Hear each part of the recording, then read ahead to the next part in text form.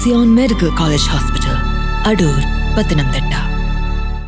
നമ്മുടെ ഒ പിയിൽ കുറേ പേഷ്യൻസ് ഓവർ ദ കൗണ്ടർ പ്രിസ്ക്രിപ്ഷൻസും മെഡിക്കേഷൻസും എടുത്തിട്ട് വരാറുണ്ട്. ഇപ്പം ചെറിയൊരു പനി വരികയാണെങ്കിൽ പല ആൾക്കാരും ചെയ്യുന്ന ഒരു കാര്യമാണ് എവിടെയെങ്കിലും ചെന്നിട്ട് ഏതൊരു മെഡിക്കൽ സ്റ്റോറിൽ ചെന്നിട്ട് പനിയുടെയോ ജലദോഷത്തിൻ്റെയോ ഒരു മരുന്ന് മേടിച്ച് കഴിക്കുക.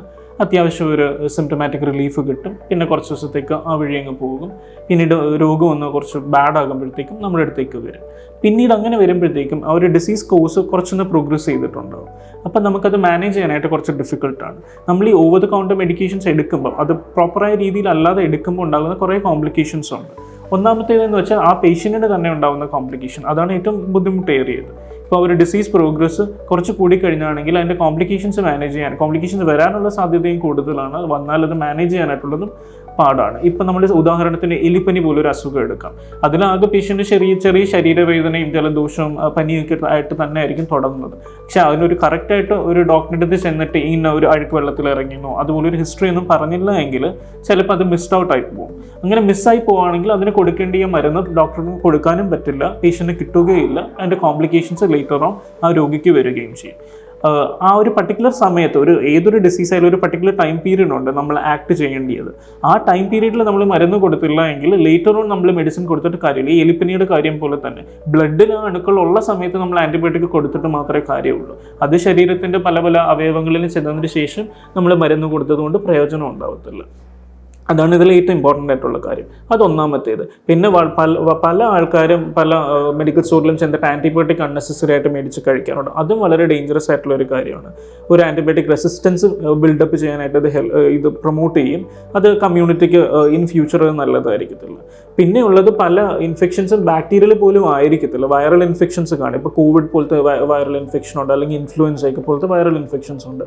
ഇതിനൊന്നും പ്രോപ്പറായ ട്രീറ്റ്മെൻറ്റ് എടുക്കാതെ ബ്ലൈൻഡായിട്ട് tablets over the counter consume ചെയ്യുക, അതുപോലെ ആൻറ്റിബയോട്ടിക്സ് അൺനെസസറി ആയിട്ട് മേടിച്ച് കഴിയുക. ഇതുകൊണ്ട് ബെനിഫിറ്റ് യാതൊന്നും തന്നെ ഉണ്ടാവത്തില്ല, ഒത്തിരി ഡിസഡ്വാൻറ്റേജസ് ഉണ്ടാവുകയും ചെയ്യും.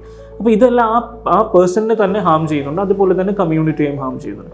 വേറൊരു കാരണമാണ് നമ്മൾ വീട്ടിലുള്ള ആൾക്കാർക്ക് ഉണ്ടാക്കുന്ന ഡാമേജ്. നമ്മളൊരു പർട്ടിക്കുലർ ഇൻഫെക്ഷൻ വരുമ്പം നമുക്ക് ബേസിക്കലി നമ്മൾ അത് കാരിയറായിട്ട് ആക്ട് ചെയ്യുമായിരിക്കും. അപ്പോൾ നമ്മൾ അത്യാവശ്യം ഇമ്മ്യൂൺ ആയിട്ടുള്ള ഒരാളാണ്, പ്രതിരോധ ശേഷി ഉണ്ടെങ്കിൽ നമുക്ക് വലിയ കോംപ്ലിക്കേഷൻസ് ഒന്നും ഇല്ലാതെ അങ്ങ് പോകുമായിരിക്കും. പക്ഷെ വീട്ടിലിരിക്കുന്ന ആൾക്കാർ ഷുഗർ ഉള്ളവർ കാണും, പ്രായം ചെന്നവർ കാണും, ഇപ്പം ആൻജിയോപ്ലാസ്റ്റി കഴിഞ്ഞവർ കാണും. അങ്ങനെയുള്ളവരുടെ പ്രതിരോധ ശേഷി വളരെ കുറവായിരിക്കും. അപ്പം അങ്ങനെയുള്ള ആൾക്കാർക്ക് ഈ അണുക്കളെ നമ്മൾ സമൂഹത്തിൽ നിന്ന് വീട്ടിൽ ചെന്ന് കൊണ്ട് കൊടുക്കുകയും ചെയ്യും. അവർ ഈ ഡിസീസസ് നല്ല രീതിയിൽ അവർക്ക് മാനിഫെസ്റ്റേഷൻസ് ഉണ്ടാക്കുകയും ചെയ്യും. അപ്പം അവരായിരിക്കും ഇതിൻ്റെ ഒരു ബാഡ് എഫക്റ്റ് ഫേസ് ചെയ്യാൻ പോകുന്നത്. അങ്ങനെയുള്ള രോഗികളെ ചികിത്സിച്ച് മാറ്റാനായിട്ടും ഡിഫിക്കൽട്ടായിരിക്കും. അപ്പോൾ നമ്മൾ ചെയ്യേണ്ടിയെന്ന് പറഞ്ഞ് വളരെ റെസ്പോൺസിബിളായിട്ട് ആക്ട് ചെയ്യുക എന്നുള്ളതാണ്. ഒരു ഇൻഫെക്ഷൻ വരുമ്പം അല്ലെങ്കിൽ ഒരു പനി വരുമ്പോൾ ഡോക്ടറെ ചെന്ന് കാണുന്നുള്ളൂ. പനി എന്ന് പറയുന്നത് എപ്പോഴും നമ്മൾ അറിയേണ്ടത് just it is basically your body communicating to you. അതൊരു രോഗലക്ഷണം മാത്രമാണ്. നമ്മുടെ ബോഡിയിൽ നമുക്കൊരു സിംറ്റം വരികയാണ്, നമ്മളത് ഡോക്ടറെ അടുത്ത് ചെന്ന് കാണുമ്പോൾ അത് ഡോക്ടർ പരിശോധിക്കുന്നു. ഇപ്പോൾ പനിയാണെന്ന് മനസ്സിലാകുന്നു. ഡോക്ടർ എന്നിട്ട് അത് എന്തുകൊണ്ടാണ് ആ പനി വന്നതെന്നാണ് നമ്മൾ കണ്ടുപിടിക്കേണ്ടിയിരിക്കുന്നത്. പനി പല കാരണങ്ങളാൽ വരാം. അതൊരു വൈറൽ ഇൻഫെക്ഷൻ ആകാം, ചെസ്റ്റ് ഇൻഫെക്ഷൻ ആകാം, യൂറിനറി ഇൻഫെക്ഷൻ ആകാം, ഒരു വയറിൻ്റെ പ്രയാസം കാരണമാകാം, പല കാരണങ്ങൾ. ചിലപ്പോൾ കോംപ്ലിക്കേറ്റഡ് ആയിട്ടുള്ള മെനിഞ്ചൈറ്റിസ് പോലത്തെ അസുഖങ്ങളാകാം, ശരീരത്തിൽ എവിടെയെങ്കിലും പഴുപ്പ് കെട്ടിക്കിടക്കുന്നതും ഉണ്ടാകാം. അപ്പോൾ എന്താണ് കാരണമെന്ന് കണ്ടുപിടിച്ചിട്ട് അതിന് തക്കതായിട്ടുള്ള പരിശോധനകളാണ് ചെയ്യേണ്ടത്. ഡോക്ടർ ക്ലിനിക്കലി എക്സാമിൻ ചെയ്യുമ്പോൾ ഡോക്ടർക്ക് അത്യാവശ്യം ഒരു ഡയഗ്നോസിസിൽ എത്താൻ സാധിക്കും. അതിന് വേണ്ടിയിട്ടുള്ള ടെസ്റ്റുകൾ ഡോക്ടർ പിന്നീട് വരും.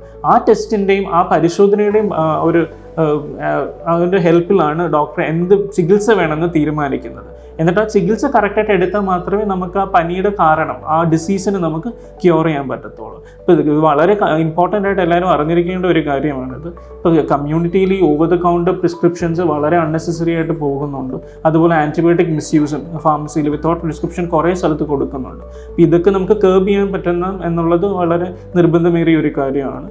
അപ്പോൾ മാക്സിമം നമ്മൾ ഇത്തരം കാര്യങ്ങൾ അവോയ്ഡ് ചെയ്യുക, ഇത് പ്രൊമോട്ട് ചെയ്യാതിരിക്കാനായിട്ട് ശ്രമിക്കുക.